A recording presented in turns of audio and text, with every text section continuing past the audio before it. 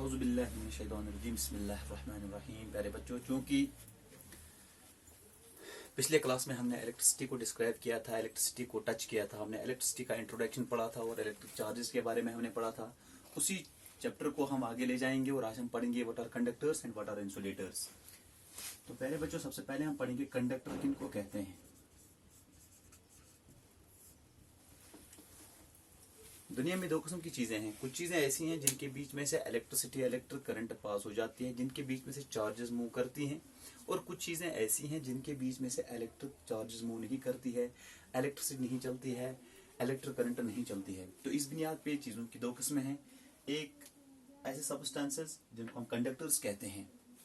What are conductors? These are the substances through which electric charges can move.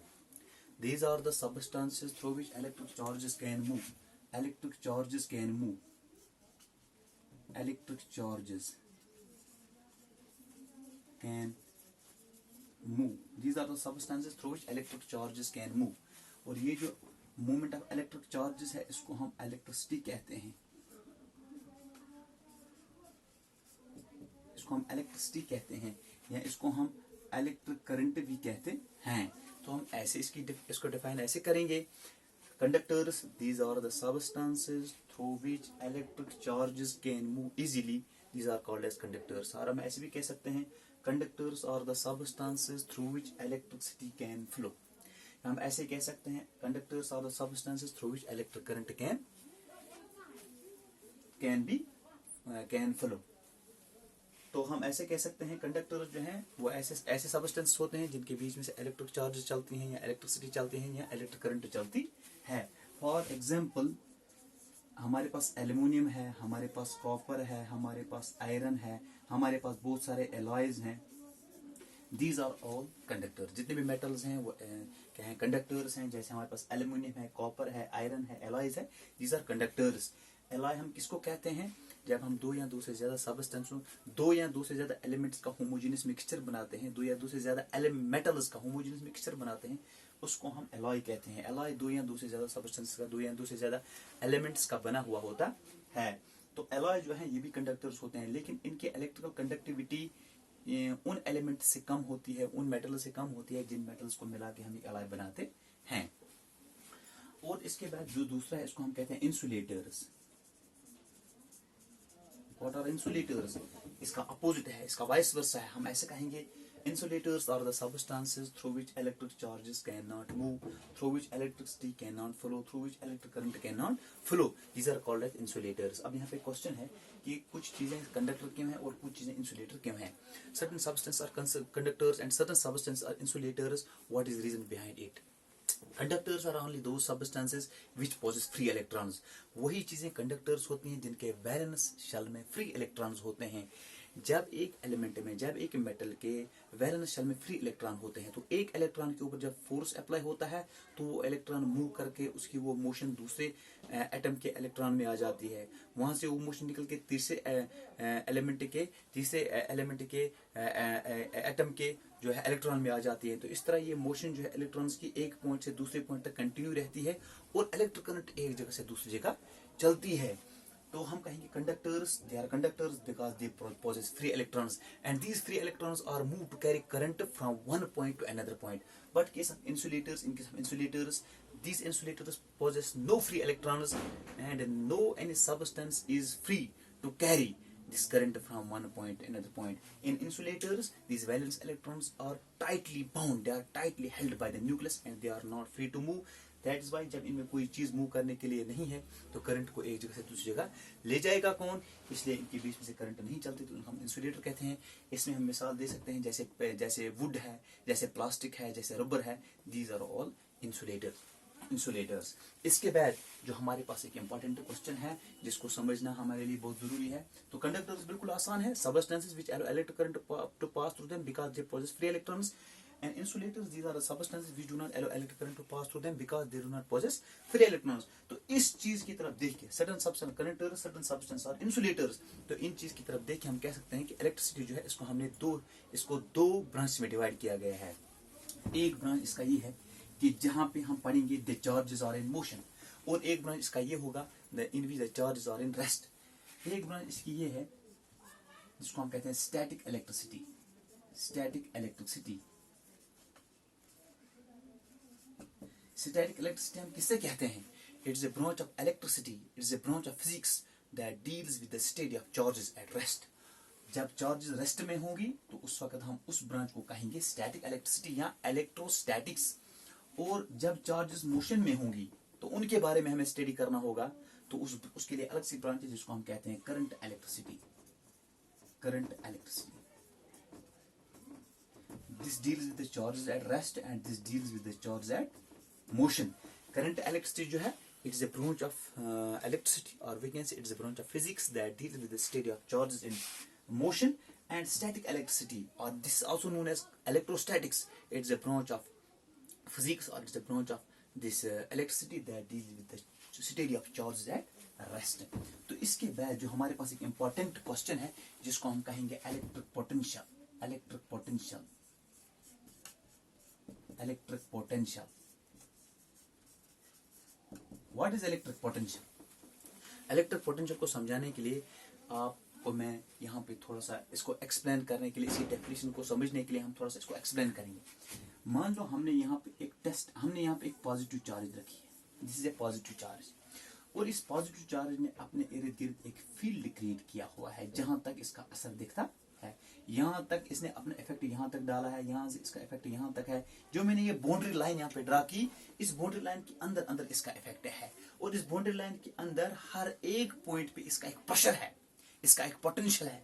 इसने अपना एक असर इस एरिया में डाला है, उसी असर को हम कहते हैं इलेक्ट्रिक पोटेंशियल, या उसको हम कहेंगे इसका एक प्रेशर रहता है हर एक जगह पे, जिसको हम कहेंगे पोटेंशियल, जिसको हम कहेंगे इस चार्ज का प्रेशर है, इस चार्ज का पोटेंशियल है, इस चार्ज का असर है, और हर एक जगह पे इसका असर है, हर एक जगह पे इसका पोटेंशियल है। तो उस पोटेंशियल को हम एक पॉइंट के ऊपर डिस्क्राइब करेंगे, यानी कि इस पॉइंट के ऊपर इलेक्ट्रिक पोटेंशियल कितना है। Electric potential at a point, इसका पोटेंशियल तो हर एक जगह पे है, लेकिन हम एक जगह पे इसका पोटेंशियल डिफाइन करेंगे। इस एक पॉइंट पे इसका पोटेंशियल डिफाइन करने के लिए हमने क्या करना है, हमने एक टेस्ट पॉजिटिव चार्ज लाई। This is a test positive charge. इस टेस्ट पॉजिटिव चार्ज को हमने कहां से लाया ये हमें मालूम नहीं है, तो हम कहते हैं हमने इस टेस्ट पॉजिटिव चार्ज को इन्फिनिटी से लाया। इसको हमने पता नहीं कितनी दूरी से लाया, तो इन्फिनिटी से लाया। और इस टेस्ट पॉजिटिव चार्ज को जब हम इन्फिनिटी से इस पॉइंट तक पहुंचाते हैं, तो यहां से लेके यहां तक पहुंचने में एक वर्क डन हो जाती है। इस चार्ज को यहां से लेके यहां तक लाने में एक वर्क डन हो जाती है।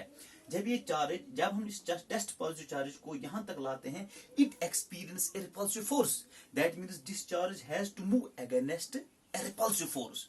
यानी कि यहाँ पे ये भी पॉजिटिव है और ये भी पॉजिटिव है, ये चार्ज इसको रिपल्सन करती है, लेकिन against the force of repulsion इस चार्ज को मूव करना, और ये चार्ज यहाँ पे पहुंच जाती है। तो इस चार्ज को यहाँ से लेके यहाँ तक पहुंचाने में एक वर्क डन हुई, एक वर्क डन हुई। That very work done at this point is known as electric potential. तो हम कहेंगे electric potential at a point, electric potential at this point, at any point, it may be here, it may be here, it may be here, it may be here. Electric potential at a point is defined as electric potential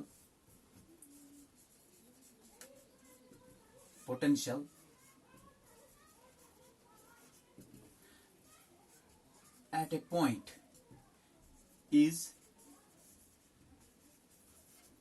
defined as the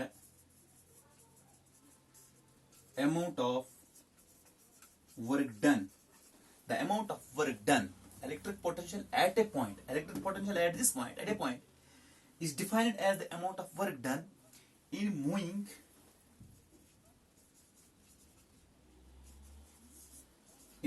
a test positive charge from infinity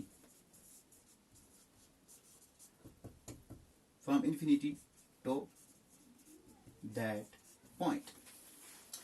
यानी कि electric potential को हमें एक point पे define करना है, तो हमने लिखा electric potential at a point is defined as the amount of work done in moving a unit test positive charge, in moving a test positive charge from infinity to that point.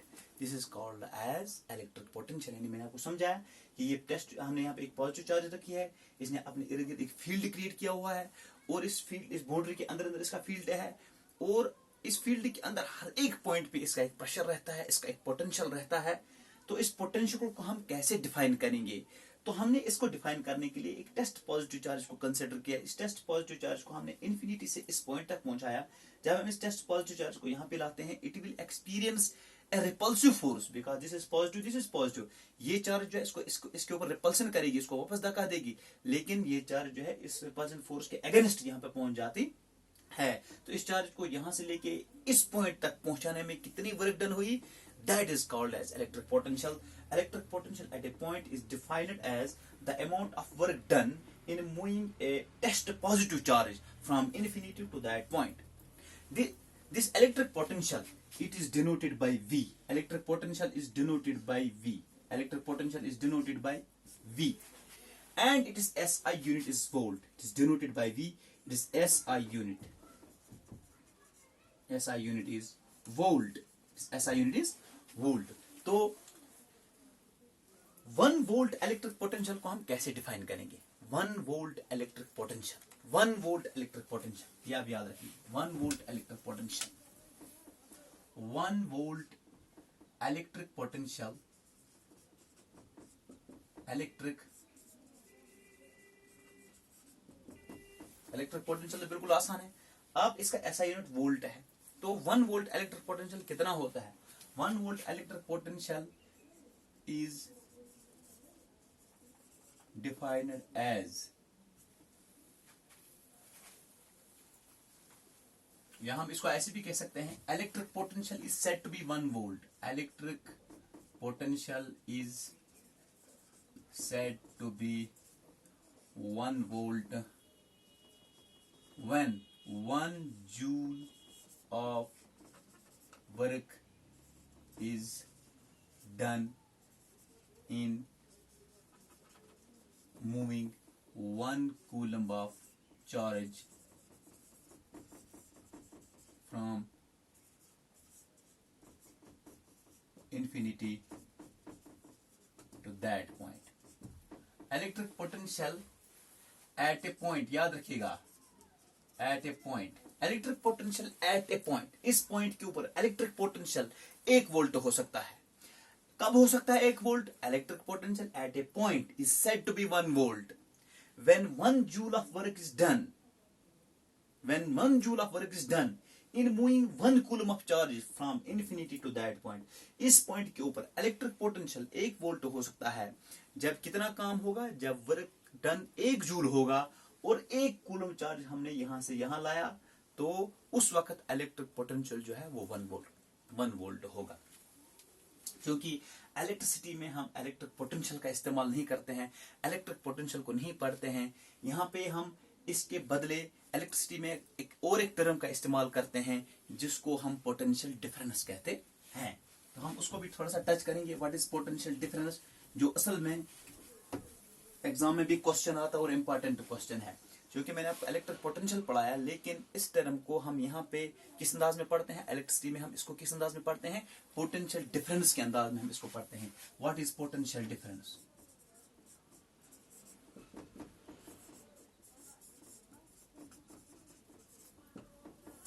Potential difference किससे कहते हैं? Potential difference को समझाने के लिए मैं आपको एक मिसाल देता हूं. For example, we are having a pipe. हमारे पास एक पाइप है and this is placed horizontally without any deviation, without any bend. इसको हमने बिल्कुल horizontally place किया है और इसके बीच में हमने पानी का एक कतरा रखा है. पानी का एक कतरा हमने इसके बीच, एक ड्रॉप हमने वाटर का इसके बीच में रखा है. जब इसको बिल्कुल horizontally रखेंगे, न ये पानी का कतरा इधर जाएगा, नहीं ये इधर जाएगा, because there is balance, there is equilibrium, there is balance in the pipe. इसमें कोई प्रेशर डिफरेंस नहीं है, तो ये पानी का कतरा ना इधर जाएगा ना इधर जाएगा. उसके बाद अगर मैं थोड़ा सा इसको एक साइड से लिफ्ट करूंगा, एक साइड से मैंने इसका प्रेशर बढ़ा दिया, एक साइड से इसका प्रेशर कम हुआ, तो जब मैंने इसने प्रेशर डिफरेंस क्रिएट किया, तो ये पानी का कतरा कहां से चला जाएगा? It will move from higher pressure to lower pressure, higher pressure से लोअर प्रेशर की तरफ चला जाएगा। या हमारे पास टैंकी होती है, टैंकी में हमने ऊपर पानी रखा है, नीचे हमने उसको नलका लगाया है, तो जितना पानी ऊपर चढ़ेगा पानी का दबाव बढ़ता जाएगा और नल से पानी इसलिए बाहर आता है because there is pressure difference, there is pressure difference. इसी तरह ये पोटेंशियल डिफरेंस होती है। जितनी भी बैटरीज का हम इस्तेमाल करते हैं, जितनी भी सेल्स का इस्तेमाल करते हैं, चाहे हम ड्राई सेल लाएं, चाहे हम स्टोरेज बैटरी लाएं, चाहे हम रिवर्सिबल बैटरीज लाएं या इरिवर्सिबल बैटरीज लाएं, इनके दो टर्मिनल होते हैं और इनके दो टर्मिनल्स पे हमेशा एक प्रेशर रहता है। चाहे आप इस बैटरी का इस्तेमाल करें या ना करें, चाहे आप इस सेल का इस्तेमाल करें या ना करें, इनके दो टर्मिनल्स पे हमेशा एक प्रेशर बना रहता है और इस सेल के अंदर, इस बैटरी के अंदर कंटिन्यूसली केमिकल रिएक्शन होती रहती है। जैसे हम बाजार से वो ड्राई सेल लाते हैं रेडियो या बैटरी के लिए, उसके ऊपर लिखा होता है इसकी एक्सपायरी डेट, चाहे आप इसको इस्तेमाल करें या ना करें। उसकी एक्सपायरी डेट क्यों होती है? क्योंकि उसके अंदर उसके जो दो टर्मिनल है पॉजिटिव और नेगेटिव, उनके ऊपर हमेशा एक प्रेशर बना रहता है। क्यों बना रहता है? एक पोटेंशियल बना रहता है। क्यों बना रहता है? क्योंकि उसके अंदर जो हमने केमिकल डाला है उसके अंदर कंटिन्यूसली रिएक्शन होती है और दो टर्मिनल्स पे एक प्रेशर हमेशा बना रहता है। तो जब उसके अंदर वो केमिकल खत्म हो जाता है तो फिर उसके टर्मिनल्स के ऊपर जो प्रेशर होता है वो खत्म हो जाता है, तो सेल डेड हो जाती है, इसलिए उसके ऊपर एक्सपायरी डेट होती है। तो ये जो इस बैटरी या ये जो इस सेल के दो टर्मिनल पे ये प्रेशर जो होता है, यहाँ सर्किट में किस जगह पे 2.2 के दरमियान जो ये प्रेशर डिफरेंस होता है, इसी को हम इलेक्ट्रिक पोटेंशियल डिफरेंस कहते हैं। It is actually difference in potential at the two terminals of A circuit, at the two terminals of A battery. तो पोटेंशियल डिफरेंस को हम कैसे डिफाइन करेंगे?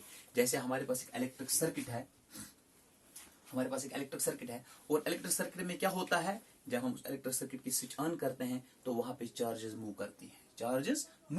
जब चार्जेस मूव करती हैं तो करंट पास हो जाती है। तो इस इलेक्ट्रिक सर्किट में किसी भी जगह पे 2 पॉइंटों के दरमियान हमें क्या बताना है कि पोटेंशियल डिफरेंस क्या होता है। पोटेंशियल डिफरेंस ये होता है कि एक चार्ज को एक पॉइंट से दूसरे पॉइंट तक ले जाने में, यानी कि हमारे पास सर्किट में 2 पॉइंट हैं, उन 2 पॉइंट्स के दरमियान हमें पोटेंशियल डिफरेंस को डिफाइन करना है। तो हम कहते हैं एक पॉइंट से लेके दूसरे पॉइंट तक एक चार्ज को ले जाने में कितना काम हो जाता है। एक पॉइंट से लेके दूसरे पॉइंट तक एक चार्ज को ले जाने में कितनी वर्क डन होती है, that is called as potential difference. The amount of work done in moving a unit charge, the amount of work done in moving a unit charge from one point to another point in a circuit, it is called as potential difference। हम ऐसे भी कह सकते हैं potential difference between the 2 points in a circuit is defined as electric potential between the 2 points in an electric circuit is defined as the amount of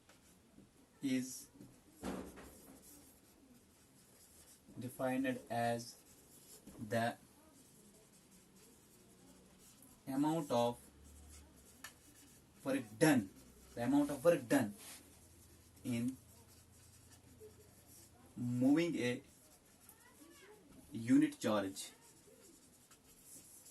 from one point to another point। इस circuit में हमने कोई भी 2 point select किए और एक पॉइंट से लेके दूसरे पॉइंट तक एक चार्ज को ले जाने में, वन कूलम ऑफ चार्ज को ले जाने में, एक चार्ज को ले जाने में कितनी वर्क डन होती है, that is called as potential difference. Potential difference between the 2 points in an electric circuit is defined as the amount of work done in moving a unit charge from one point to another point.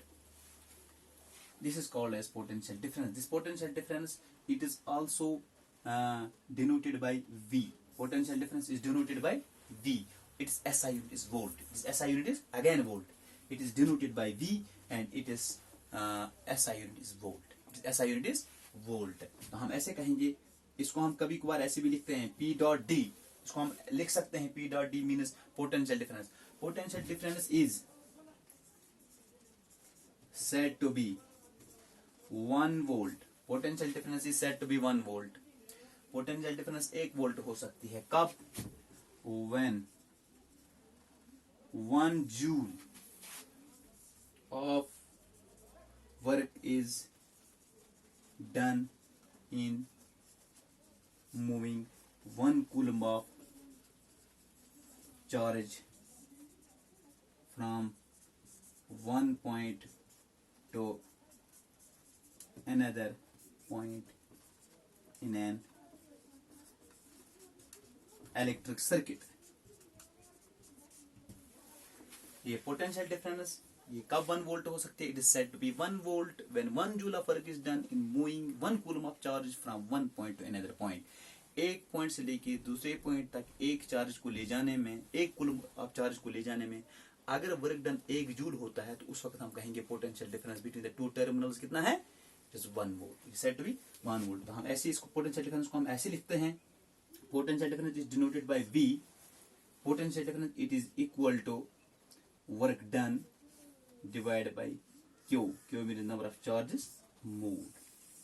Potential difference is defined as the amount of work done in moving unit charges from one point to another point. So potential difference is equal to W by Q, where V is potential difference, W is work done, and Q is the number of charges moved. Number of charges moved. तो potential difference ये जो है 1 volt कब हो सकती है? हम ऐसे कहेंगे potential difference is said to be 1 volt when 1 joule of work is done in moving 1 coulomb of charge from one point to another point. हम इसको ऐसे कह सकते हैं 1 volt is equal to 1 joule coulomb inverse. coulomb जब हम इस C को ऊपर चढ़ाएंगे तो इसका पावर क्या हो जाएगा? It will be coulomb per coulomb.